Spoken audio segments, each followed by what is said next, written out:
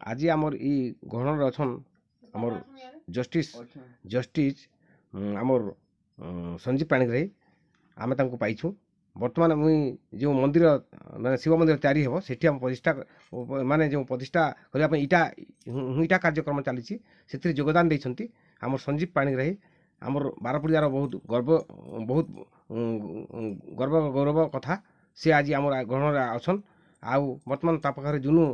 अच्छन जुनू आमर जयकृष्ण मिश्र एवं बर्तमान आउ समस्ते एठी जो आमर मंदिर जो तैयारी करछंती विश्वकर्मा बाबा विश्वकर्मा बोली जो अछंती आमर हड्डाटाल सी अछंती बर्तमान ताकर गहन आउ अछंती। देखंतु एठी शुभ कार्यक्रम चली एठी बारपुड़ियार आज मंदिर शिव मंदिर जो इटाधरा कार्यक्रम आमर संजीव पाणिग्राही देखंतु बर्तमान इटा से सहयोग चली सी आसी बर्तमान आउ विभिन्न बहुत बढ़िया होता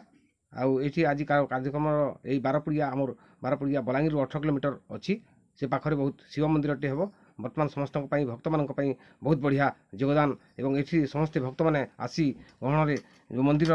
परिचालना करने बहुत बढ़िया होती आउ ये समस्त